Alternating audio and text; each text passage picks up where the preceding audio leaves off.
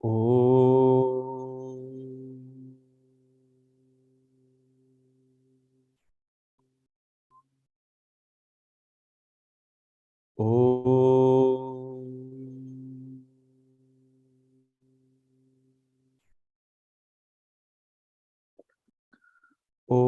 Sahana Vavatu Sahanau Bhunaktu Sahaviryam Karavavahai Tejasvinavadhitamastu ma vidvishavahai. Om Shanti Shanti Shanti. Sadashiva Samarambham Shankaracharya Madhyamam Asmadacharya Paryantam Vande Guru Paramparam. Ramo Rajamanis Sada Vijayate Ramam Ramesham Bhaje Ramena Bihata Nisha Charachamu Ramaya Tasmai Namaha.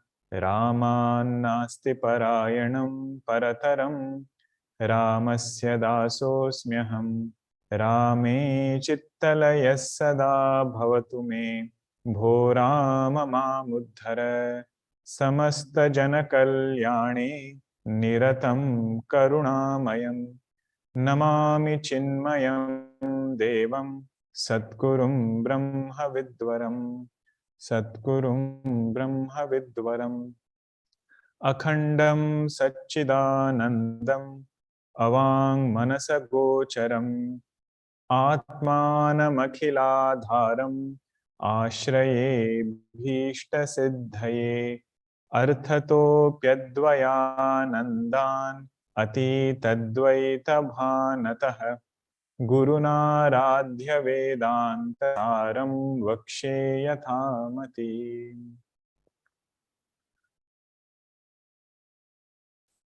Hari Om. We were seeing the portion of Vishesha Adhyaropa. Different darshanas were being mentioned. First, they were elaborated what the darshana is. What does that darshana consider as nature of Atma? And then the next darshana comes, refutes the previous one, and establishes itself. That was the sequence we saw, starting from Putratmavada, considering Putra itself as Atma. One thing to note here is, although they are refuting darshanas in the book, although they are refuting darshanas with logic, with scriptural evidence, and our own experience, no darshana can get refuted outside. Because these darshanas live in our convictions, and unless those convictions evolve, unless we ourselves reflect upon the limitations of that kind of thinking, refuting darshana outside is just aupacharika. Aupacharika means it's only namesake. Even after thousands and thousands of years, after Charvak Darshana was refuted, maximum following today will be of Charvak Darshana.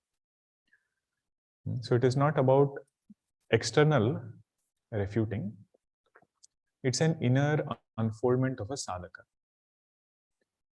Because finally, what all darshanas are seeking is dukkha nivritti. They are seeking freedom from sorrow, and that is what Jiva also is seeking.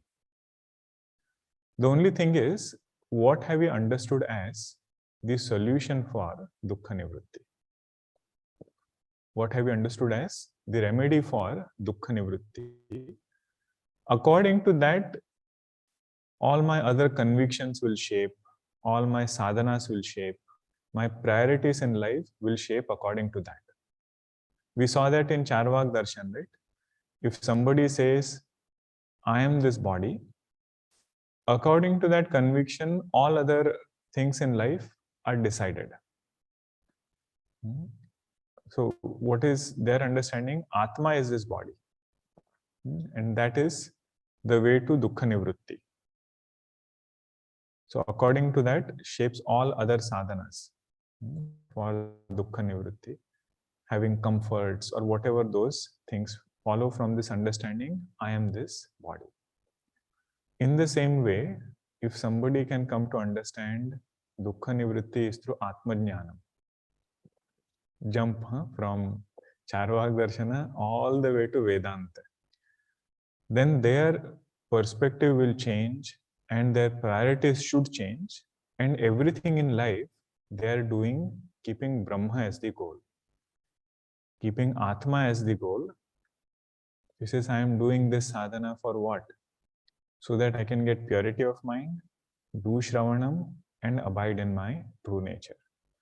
You are doing this karma for what? This karma also is for Chitta Shuddhi. Again, I will come back to scriptures, abide in my true self. Why? Because that is the source of dukkha nivritti. Abiding in Atma, he says that is the means of dukkha nivritti. Okay. Dukkha nivritti is not in that way, saying that I am abiding in Atma, now I am staying away from the world. There's no Atma alone is appearing as the world. And Atma is a real, world is an appearance. In this way, dukkha nivritti will happen. Otherwise, Vedanta moksha also will become going into some state or going into some unique experience, not in that way. Bhagwan Shankaracharya ji says in Bhajagovindam, Kurute Ganga Sagara Gamanam, Vrata Paripalanam Athava Danam.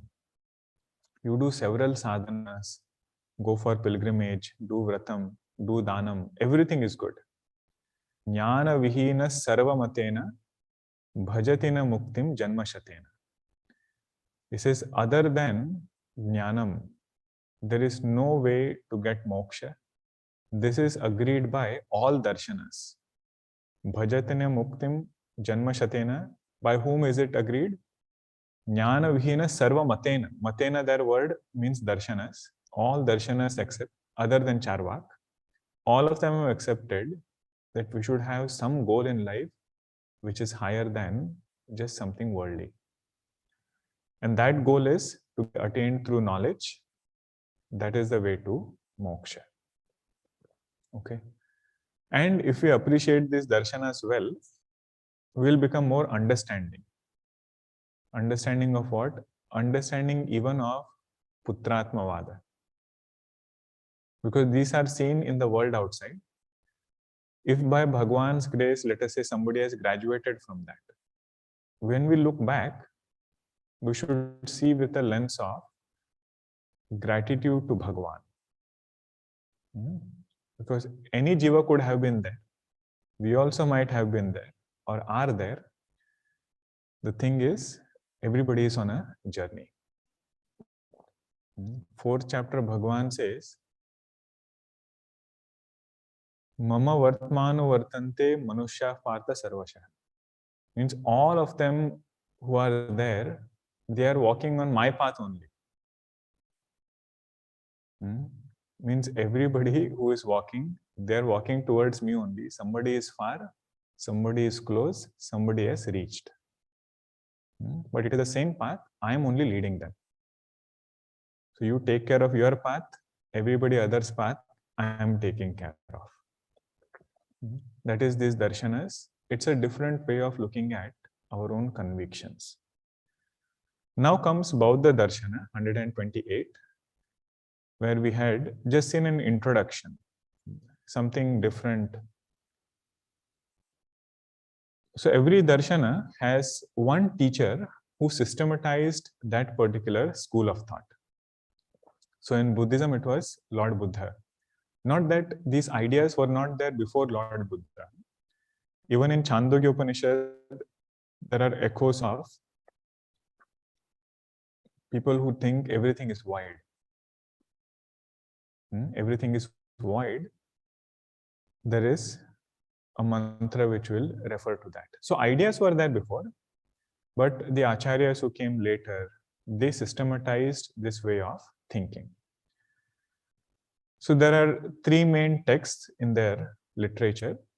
We have just seen the names. One is called as Vinaya Pitaka, which has all the disciplines. Vinaya means humility. Like humility, what all different values one should have. That is there in Vinaya Pitaka. Sutta Pitaka is sutras. Different sutras are mentioned, Siddhanta is mentioned. And this is what has one of the main important work called as Dhammapada.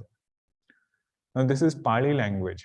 So Sanskrit words are in a very different way. It's a different form of Sanskritam. Dharmapada becomes Dhammapada. Sutra Pitaka becomes Sutta Pitaka. And the last one is Abhidhammapada, which is main philosophy part of it, more detailed, in-depth knowledge about what is their philosophy. Okay, three main texts. The disciples of Lord Buddha, because his teaching was most of it quiet, he did not give he did not write many texts and other things. They interpreted it in different ways, and three main paths emerged. One was called as Hinayana. Hinayana means letting go. That austere life where you let go of all worldly things, a very monastic, predominantly monastic life. That was Hinayana. Yana means the path or vehicle to take you towards the goal. And lot of migration happened in that sect, in that Hinayana. Lot of them took that path, but not everybody could survive. That kind of strict, rigid discipline and lifestyle and everything. Then came another path called as Mahayana. Mahayana was keeping that same goal, looking at this whole world with compassion. Hinayana was more introvert, withdrawn. Mahayana was looking at this whole world and serving the world. But they said it is Maha because the journey will be little slower. Mahayana means it will take us to the goal at a slower pace, but that is also a path. Third one is called as Vajrayana. It is similar to Mahayana, but there are more mantras and few other things are added on top of Mahayana. Now Lord Buddha, we know his earlier story we had seen when he was Siddhartha. He sees old age and death in his kingdom. And that leaves a very deep impression on him. And his spiritual quest is also starting from that same question. One thing he says is, why is there sorrow in the world? Or rather, he says, look at this world as something which has sorrow in it. Their famous statement is, Sarvam Dukkham Dukkham, Sarvam Kshanikam Kshanikam, Sarvam Swalakshanam Swalakshanam. Kshanikam means anything take in this world, they say it is impermanent. And impermanence is another name of sorrow. Impermanence, if there is something that I like, and that thing is impermanent, it is going to go away someday. You see, that itself we call as sorrow. And Sarvam Kshanikam Kshanikam, because of that Dukkham Dukkham, and then Sarvam Swalakshanam Swalakshanam. Swalakshanam means everything has relative importance. Once that thing is doing its work, after that, whether I will like it or not, or whether that thing will give joy or not, it's very uncertain. Things of this world are of this nature. So keeping this in mind, Lord Buddha gave 4 noble truths. It is called Arya Satya. Very helpful for Vedanta sadhaka also. And you'll notice, most of it is the same what we study in Vedanta. But if it comes through Bauddha Darshana, sometimes we feel, oh, this is making more sense. This is very systematically explained. It is the same thing what we study there, but in a different way Bhagavan has presented. So first Arya Satya, first noble truth is Dukkham. whether we like it or not, he says that is how this world is. Why? Because kshanikam, everything is momentary, and it is not going to give joy forever. How can that be something that we are desiring? Now, somebody might say such a pessimistic, outlook right at the beginning. He says only in the beginning. It is not going to end in this way. And this kind of thinking is very, very helpful for generating some kind of vairagya. Unless we see dukkham in something, mind will not move away from that thing. Mind gets fascinated by something for only one reason. What is that? It sees sukham there. Anything we take in this world, either it is some object, food item, anything, some destination, some place. Why is there fascination for that thing or attraction? Bhagavan says it is because of sukham. Sukha buddhi, if you are able to understand closely and make it into dukkha buddhi, then I don't have to separately put forth effort for vairagya. Result of dukkha buddhi is vairagya. I don't have to separately work towards it. So he says first Arya Satya is dukkham. Then he says every thing in this world should have a cause. Nothing can be without a cause. So even if you are finding dukkham, dukkham should also have a cause. Dukkham also cannot be without karanam. Dukkham also should have karanam. Because his mind was so, there was such a deep impression of old age, he starts from that. He says, what is the cause of dukkham? He says, jara marana. Taking up physical body and old age and death. He says that is dukkham. Means other dukkham is also included. He says this is the greatest one. So first he starts with old age. He says old age is dukkham. Why did old age come? Because I was born. Means because I had this body, one of the limitations of this body is old age. So first step he identifies as old age. Then he says taking birth over here means punarjanma.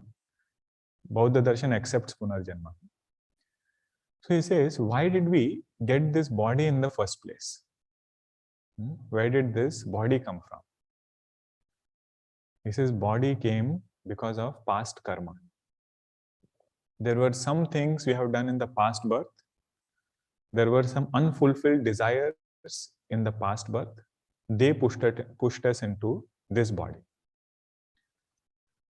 So in Bauddha Darshana, the word for karma is bhava. Bhava means actually samsara, ocean. Kruti mahodadau patana karanam. He says that is this karma. Constantly entertaining desires for something more.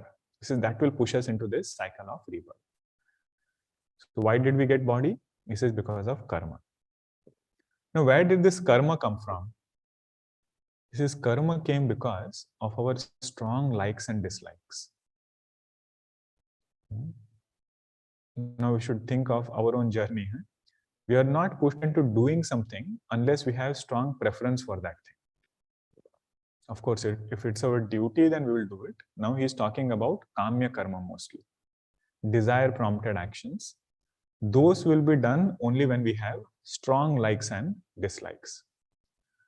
So what in Vedanta we call as raga dvesha. Raga in particular, the word Bhagavan uses is upadana. Upadana. Now don't mix up with Vedanta words. Don't say how come upadana karanam came here. This is Bauddha Darshana word. Upadana means raga. The prejudices of the mind because of past taste. That is called as upadana. This where did upadana come from? This upadana or raga came from trishna. Trishna means desire. This desire was so overpowering that it turned into raga. Okay, so where did the raga come from? Raga means I start choosing one particular thing as something that I like. The stage before that is Trishna, some incompleteness, some kind of desire which makes me go towards a particular object. He says, where did Trishna come from? Trishna came from Vedana. Vedana means experience. In the past, I have experienced something, and that led me to entertaining the desire. That desire made me go into some kind of raga. Think of it. Can we desire something that we have not experienced before? Either in this birth or previous birth, it should have been experience, then only it can come as desire. At least I should have seen an advertisement, right? The object I might not have seen, but something should have triggered, and it should connect something with the past. If somebody has never seen a phone and you show a nice advertisement of a phone, you think that person will get fascinated by it? No, there should be anubhuti of the same object, and then I see value in that object. So he says, Vedana, experience led to Trishna. Experience led to desire. Now, where did this Vedana come from? He says Sparsha. Sparsha means contact of sense organs with sense object. Where did that come from? He says Shadayatana. Shadayatana means assemblage of mind and sense organs. Mind and sense organs, they led to this contact, Sparsha. Sparsha led to Vedana. Vedana led to Trishna, and so on. Where did Shadayatana come from? He says that came from Nama Rupa. Nama Rupa is this body and the thought of this body. It's a very technical word. Body is Rupa and Nama is Vritti of Rupa. This is where Bauddha Darshana takes a leap. They say there is nothing called as world outside. There is nothing called as world outside. It is only thoughts. So their question is, have you seen the world independent of thought? Have you seen the world independent of thought? He says, no, whenever you are seeing thought, there is world. So how can you say they are two different things? It is just like saying, have you seen a fire which is cold? Whenever you have seen fire, it is heat. So heat and fire is one. So where did we come? Nama Rupa, right? But Nama there is Vritti of Rupa. Nama is not just name. Nama means a thought. So where did these thoughts come from? They say Vijnanam. Vijnanam means thoughts, Vritti. Thoughts alone are appearing as this entire creation. And the experiencer also. Vijnanam is giving rise to Nama Rupa. Nama Rupa to Shadayatana. Then Shadayatana to Sparsha. Sparsha to Vedana. Vedana to Trishna. Trishna to Upadana. And then Upadana to Bhava. And Bhava to Punarjanma. So all the way they come back to Vijnanam. They say this Vijnanam alone is a supreme truth.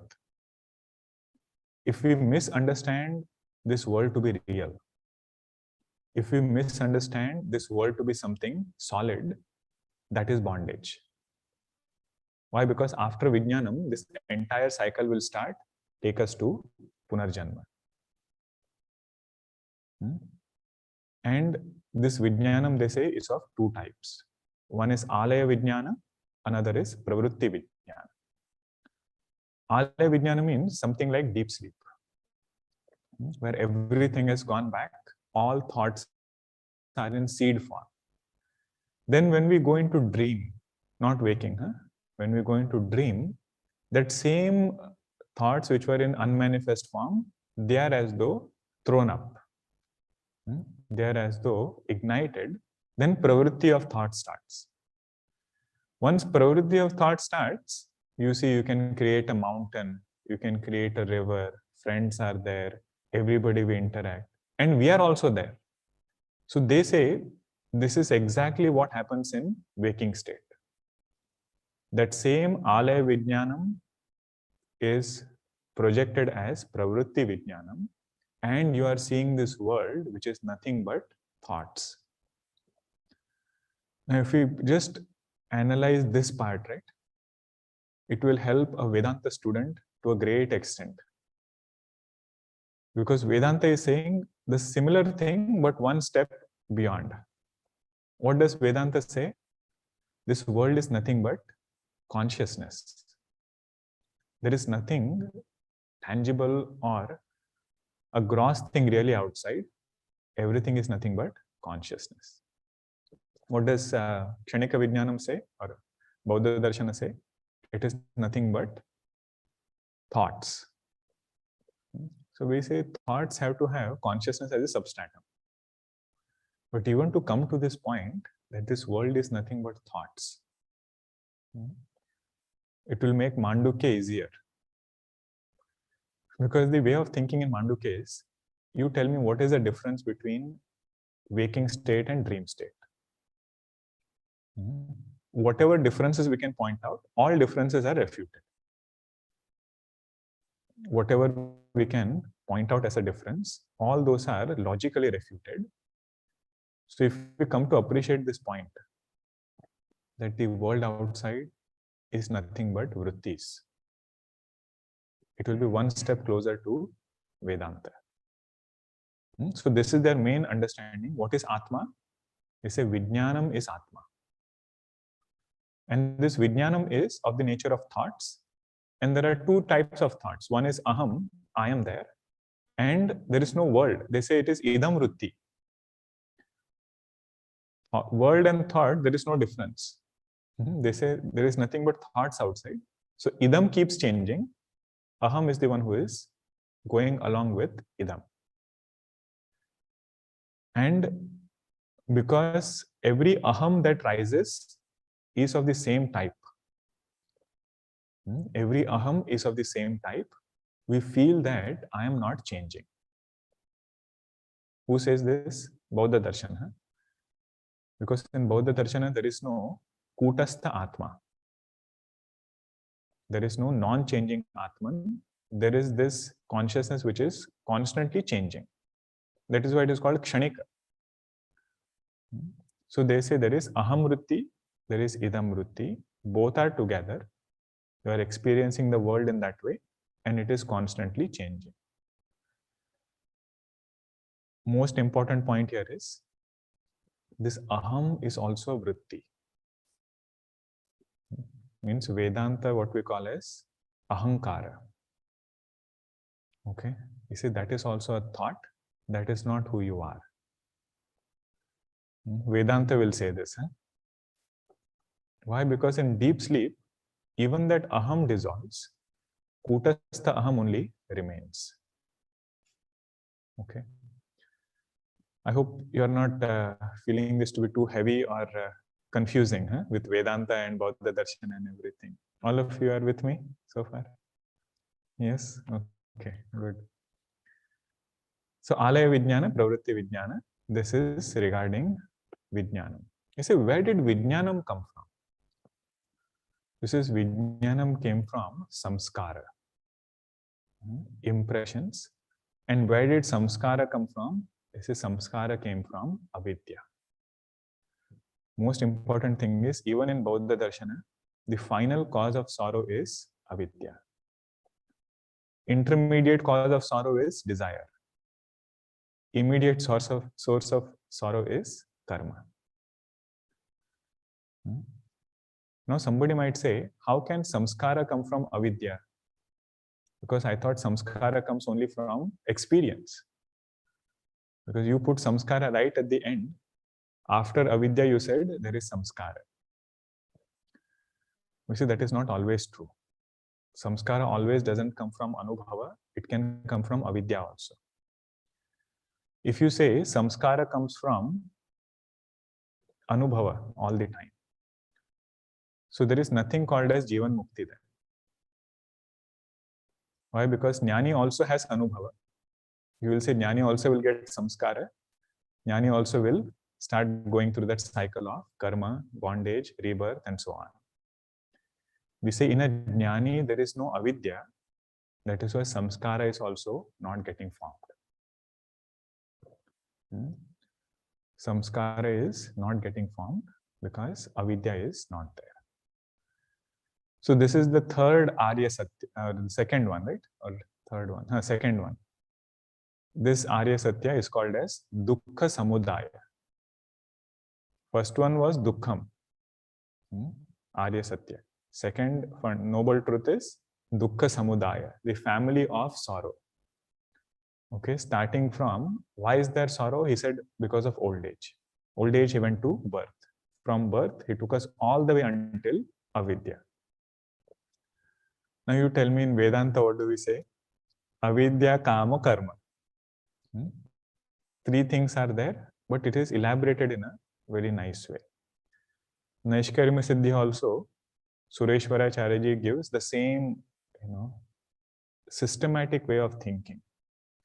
He says, why is there bondage? Look at all these facets. And then come out of this understanding that I am this finite being. Then third Arya Satya is Dukkha Nirodha. Means after understanding this, he says, don't live the same kind of life that you were living before. Strive to remove this sorrow. Dukkha Nirodha. That is through Nirvana. Pali Bhasha, they say Nibbana.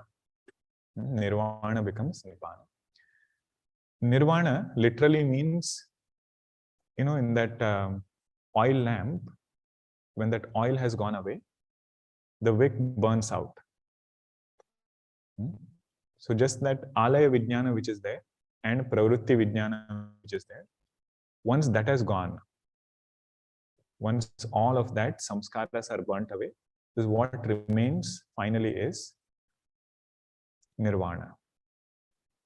But simple meaning of Nirvana is calmness. That is what one should seek. He says that is Dukkha Nirodha.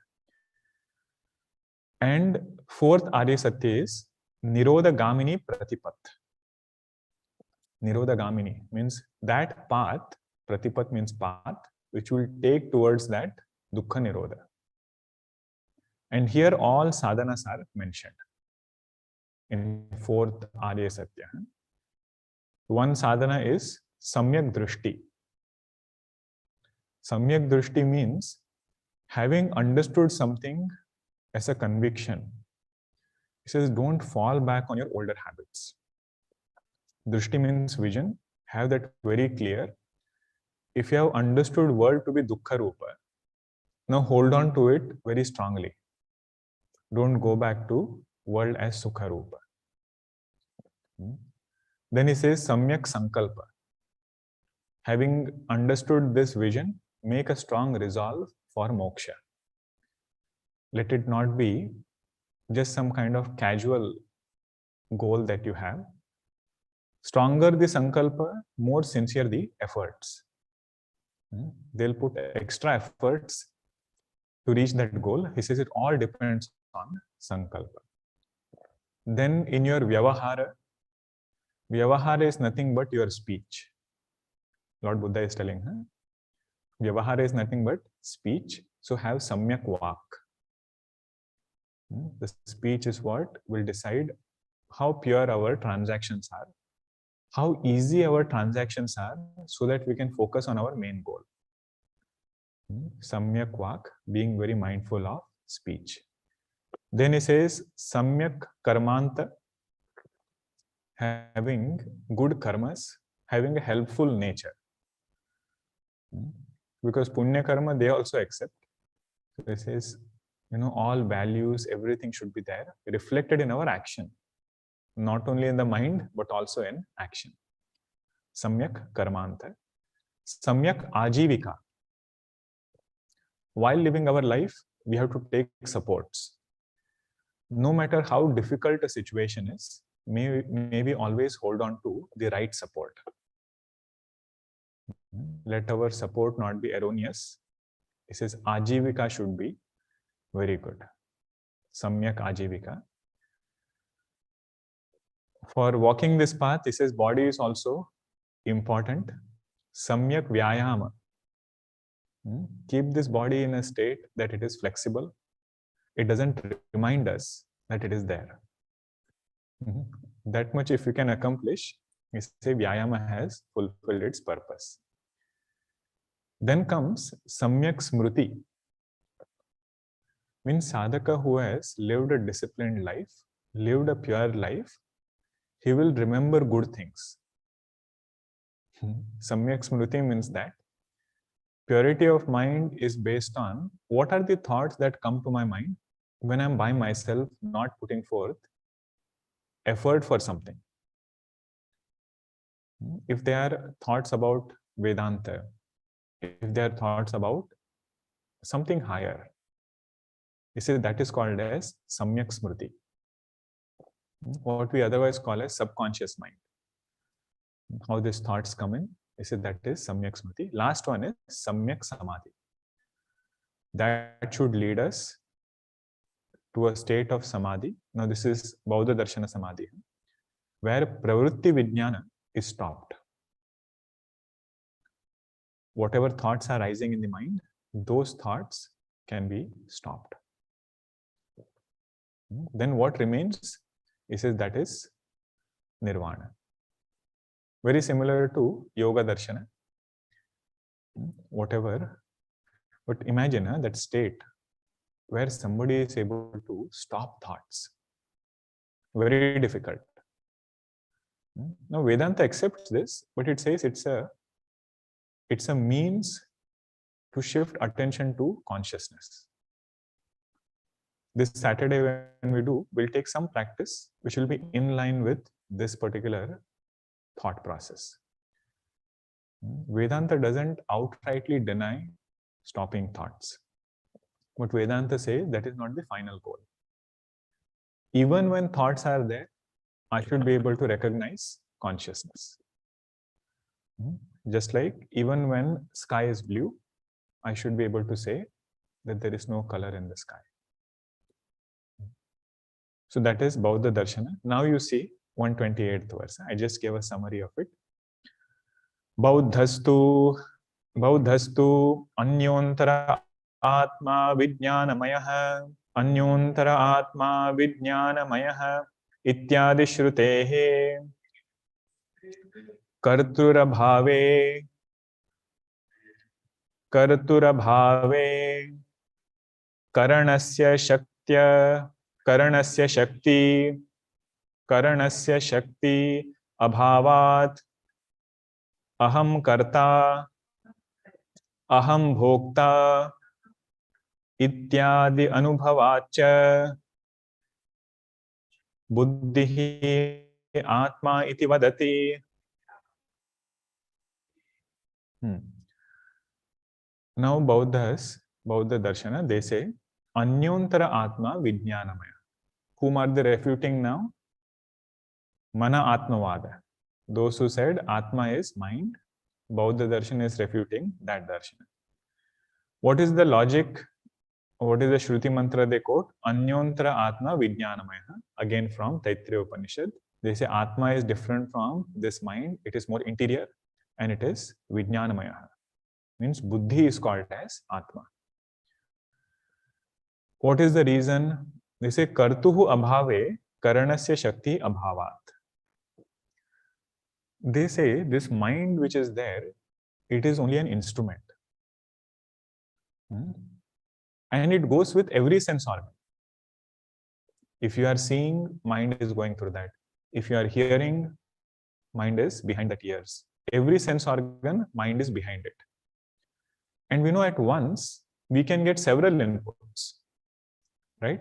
Now you are listening, you are seeing, you are feeling. Different sense organs are giving different inputs. They say if mind was Atma, So you will have all inputs coming together at once. There will be no systematic kramadjnanam. There will be no sequence and knowledge. There has to be somebody who is receiving all the inputs, processing it, and also using that karana.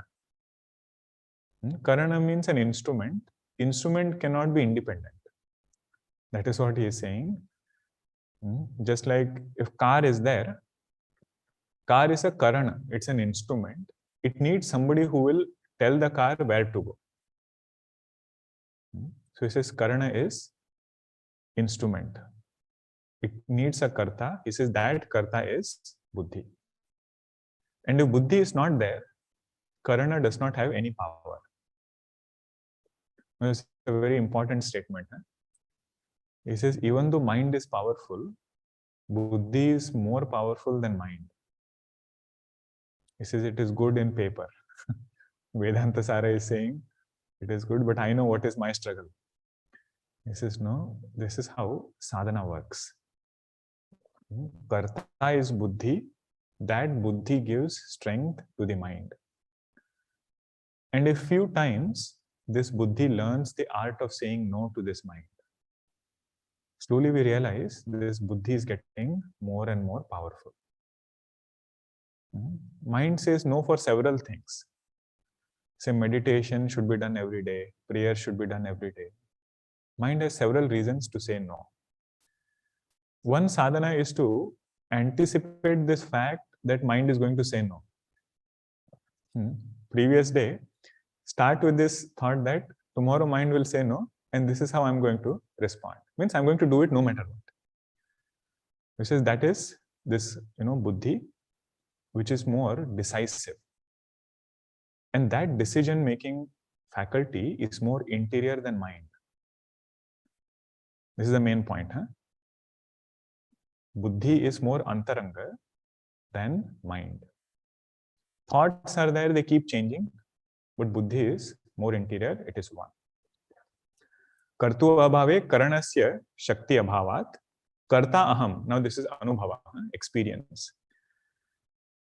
Now whatever sadhana one person does, whatever action a person does, what is his idea? My sense organs did it, my mind did it, or does it say I did it? Even controlling the mind, it says I control the mind.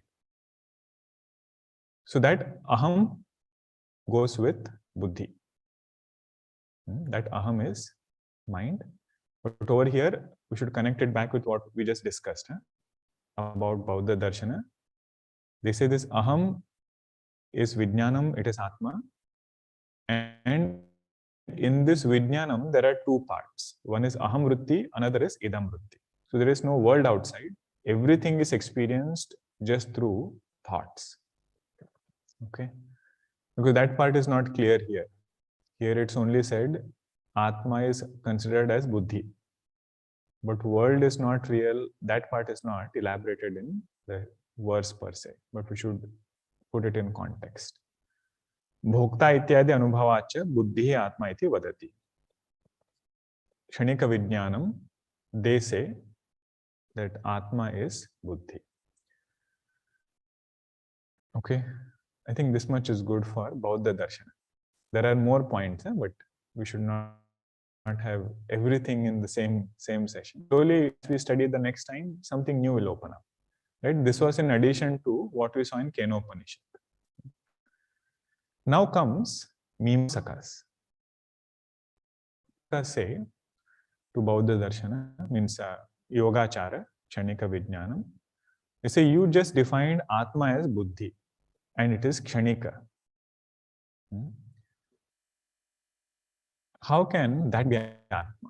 You say, why can't that be Atma? You say, Atma is something which should be there in all three periods of time. If your Atma is Kshanika, what happens in deep sleep? In deep sleep, even this, your Kshanika Atma dissolves. So if there is something which is the cause in which this effect is dissolving, that cause should be Atma. whatever this Kshanika Vijnanam is there, the substratum into which it is getting dissolved, they say that substratum is Atma. What is that substratum? They say Ajnanam. In deep sleep, Ajnanam is there. That is the substratum. In that substratum, everything gets dissolved. So Ajnanam is Atma. Okay, that is Prabhakara Mata. And all logicians, Nyaya, everybody accepts this fact that Atma is inert matter. It is Dravya Rupa. And it is that substratum into which everything gets dissolved. This we had seen in Kenopanishad, Nyaya Darshana. This is how they think. Now, this was the student's mata. In Mimamsaka, there is two pair. One is student, another is teacher. The student's name is Prabhakara. He was also very brilliant. He came up with this mata. There is a story, okay, a little bit of story we need today. Kumarila Bhatta was his teacher. Prabhakara was his student. Once, when they were in class, Kumarila Bhatta, Kumarila Bhattaji, he was trying to explain some Sanskrit part in the text, and he got stuck. And they were so honest. If they were stuck somewhere, they would declare to the students, "I am unable to figure this out. Give me a day, I will come back again." So Kumarila Bhattaji, he says that and goes away. And next day when he comes, he is still not able to resolve it. There is one statement, I tried to search that thing, but I couldn't find it. What was that exact part they were trying to resolve? Short statement is there in Sanskrit. You have to open it in a different way. So Prabhakara, who was a student, he comes and helps Kumarila Bhattaji. He opens that thing. He says, "This is how we can understand." So that day, Kumarila Bhattaji says, "From today onwards, you are the Guru. Because you have done sufficient sadhana, sufficient knowledge you have gained, and you have taught me what was, supposed to be understood. So you are Guru." Means he gives a title. And from that day onwards, his matam came to be known as Guru Matam. So Prabhakara Matam, another name is Guru Matam. But the background of that thing is over here. If I find it, I will bring it. That one Sanskrit statement is there. I searched a lot. Online, these things are not available. They are Mahatmas who have short statements they make in their whole discourse, and you have to remember where they had said it. So I looked for it, but I couldn't find it. So his teacher, Kumarila Bhatta, he had slightly different view. He asked Prabhakara, he said, "Why do you say Ajnanam is Atma?" He said, "Just now I explained it. Mind, everything gets dissolved in Ajnanam. In deep sleep, everything gets dissolved in ignorance, Karana Avastha. And when I wake up, I make this statement, I did not know anything. Aham Ajnaha. This is what I say. So that is why Atma is Ajnana." He says, "No, pay close attention to your experience in deep sleep. What do you say? Aham kimapi na janami. I did not know anything." Do you pay close attention? Who is saying? Kumarila Bhatta is telling Prabhakara. Pay attention to your statement. Aham kimapi na janami. Janami is also there. Knowing is also happening in deep sleep. And according to Naiyayikas, knowing happens only when mind and Atma come together. When there is contact between mind and Atma, then only knowing happens. He says, in deep sleep, where is your mind? Mind is not there, right? But still you knew that you did not know anything. So Janami Anubhava is there, knowing Anubhava is there. So he says, Atma has to be Jnana Swarupa also. Not only Ajnana Swarupa, it is Jnana Ajnana Swarupa. Chit Achit Swarupa. Why? Because in deep sleep, Abhava is also there. Ignorance is also there. That is why I say Aham Kimapi Na Janami. Na part is also there and Janami part is there. So Na part refers to abhava or ajnanam. Janami part refers to knowledge. So their example is khadyotavat, like a firefly. One part is lighted up, another part is dark. So they say one part is jnanam, another is ajnanam. Okay. Now Mimamsa word by itself means pujita vichara, reverential inquiry, something that will convince a person. That kind of inquiry. But inquiry that will also bring shraddha in that person about the subject matter. So when Purva Mimamsakas, Mimamsaka Darshana is also called as Purva Mimamsaka Darshana. When they discuss about Vedas, somebody who doesn't have faith in Vedas, they will start believing in Vedas. Because they themselves have so much of conviction and they're able to convincingly put forth the point. So under Mimamsaka Darshan also comes Jain Darshan and Arya Samaj Darshan. That is part of Mimamsaka Darshan only. There are slight differences about Ishvara, Bhagwan and all other points, but more or less it is the same, Darshana. So one of the greatness is their ability to convincingly put forth a point. That is why they are called as Mimamsa. Mimamsa means that logical inquiry, convincing, and something that will make you feel that you are getting clarity about a topic. Whatever doubts were there, they are going away and I'm getting clarity. So Mimamsa can be done about any topic.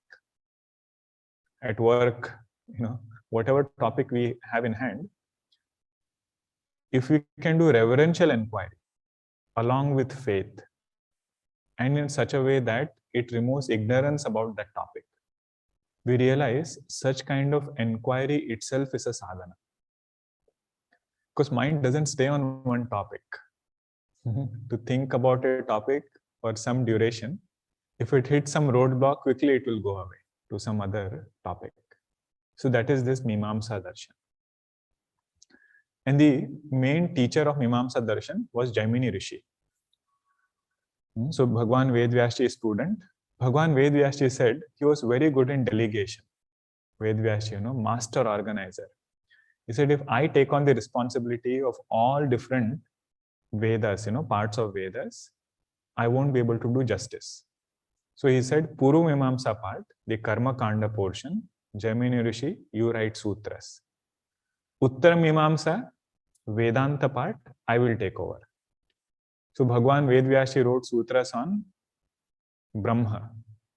Athato Brahma Jijnasa, Brahma Sutras he wrote. Jaimini Rishi, he said, you write on Dharma. Athato Dharma Jijnasa. Means whatever things are there about Karma Mimamsa, that you write. And Jaimini Rishi, he has written Jaimini Sutras. On that, there is a commentary by one Swamiji called as Shabara Swami. Some say Shabara Swami also. Shabara, direct meaning means one who lives an austere life, like a tribal. So he went into the forest, did his tapasya, and from his understanding, he wrote commentary on Jaimini Sutras. And then came several other acharyas all across India. Then you had Kumarila Bhatta ji, Prabhakara ji, and Mandana Mishra ji. Mandana Mishra ji later on becomes Sureshwara Acharya ji, student of Bhagavan Shankaracharya ji. But it was, imagine, Kumarila Bhatta ji's mastery was so much over Karma Kanda that Bhagavan Shankaracharya ji wanted him to write commentary on Brahma Sutras. That's why he goes for him to have a debate and get his views on what scriptures are saying. So those were the acharyas who were there. And then nature of Atma is what we just discussed. Ajnana Rupa Atma. And one is Ajnana Rupa, Prabhakara Mata, and Kumarila Bhatta is Ajnana Upahita Atma. They say Atma is consciousness and inner together. Chit Achit Swarupa. Now you might say, where is this all going towards? Why do we have to refute Prabhakara who says Ajnana is Atma? If you pay attention to Kenopanishad mantra, these two darshanas will become clear to us. What is one Upanishad mantra in Kenopanishad Mahavakya? Anya devatad viditat atho aviditat adhi. Upanishad said, what is this consciousness? It is that which is different from vidita. From vidita means that which is known. And atho aviditat adhi, different from unknown. Now, when we studied Kenopanishad, we would wonder, what is this unknown? Who identifies with unknown? You see, there are two great darshanas who are saying this unknown karana avastha, unknown maya, that itself is Atma. So to refute that way of thinking, that Upanishad mantra has come. Anya devatad viditat atho aviditat ati. But more from a sadhana perspective, if somebody says ajnanam is Atma or ajnana upahita chaitanya is Atma, what will be the quest? Don't say to seek ajnanam. Huh? The quest will be to dissolve this mind in that avastha. This is called as asambhuti upasana. In Ishavasya Upanishad, upasana which is mentioned with karana avastha, that is this upasana.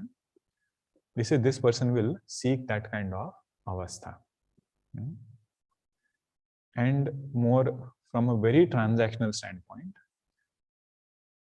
the greatest contribution of Mimamsaka Darshana is to show to their followers the power of karma. They say if you do karma diligently, with all sadbhavana, everything is maintained, there is no limit to which this karma can take. It can take to better prosperity in this world, and it can also take that person to higher worlds. The state which has no bondage, all different kinds of sukham is available, no bondage in terms of limitations. He says that is Swarga, you can go all the way until Swarga. But important thing to note there is, Prabhakar ji and Kumarila Bhatta ji, they don't say Swarga is moksha. Even they say removing this ignorance about nature of this world and then abiding in this ajnana avastha, they say that is moksha. These are subtle points. You don't get everything very nicely laid out. You have to gather from different sources, put everything together. If it fits, it fits. You can ask several questions on top of this also. But our main thing is appreciate the essence of it. I just introduced it first so that when we study the verse, it becomes easier. Both the words are just elaboration of what we just saw. Okay, that we will see in the next session.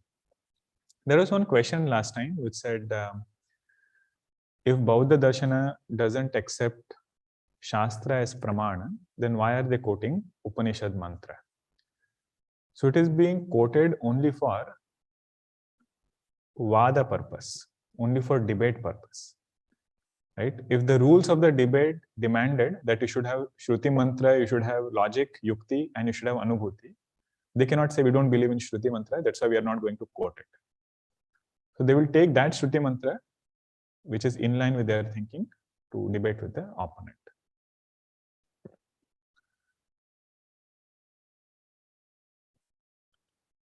Yes, thus nirvana means vritti of aham remains and no idam vrittis. That is true. Pravritti vijnana ceases.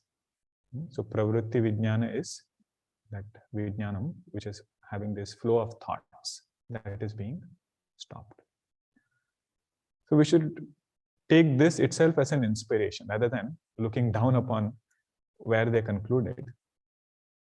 We should, as a sadhaka, try to see, is there a sadhana by which this mind can get quietened down? Quantity of thoughts can get reduced.